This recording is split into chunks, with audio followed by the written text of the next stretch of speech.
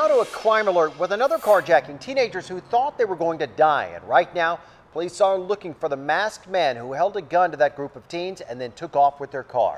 Only on 10 News anchor Brian Schlonsky spoke to the teenagers and has the quick thinking that may have saved their lives. Brian?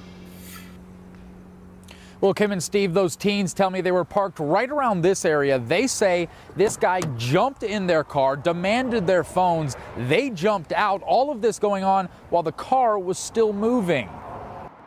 So this happened fast, like really fast. I couldn't think straight. Rich was in the back seat. Like out of nowhere, we see this guy coming from the corner right next to this bus stop. He had a mask and everything. His friend Katie driving. And he had a hood on and he had a mask on his face, and so we all got really scared. The 18-year-olds say it was around midnight. They were in Spring Valley waiting to pick up a friend right near this Jack in the Box. They say the masked man had other plans. And the guy went like this. He's like, give me your phones, everything.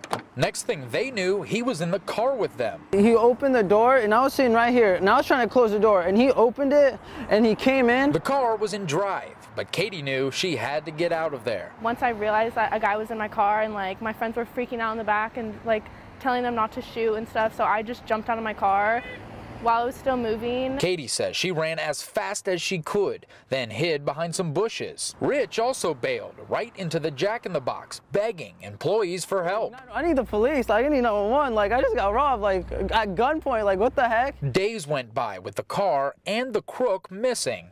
Finally, sheriff's deputies found the Kia parked along this Spring Valley road. Inside, an abundance of clues that may lead detectives right to the man who stole it. His bag was in there with clothes and stuff in there, and there was chip bags in there, and then they just took everything for evidence, and then and all my gas was run out. So. Well, you heard those teens say it. This guy had a mask on, he had a hood on, so it was tough for them to get any sort of description what he looked like. But you can see this is a pretty high traffic area, a lot of cars around here. So if you did see something, call the sheriff's department. We're live tonight in Spring Valley. Brian Schlonsky, 10 News.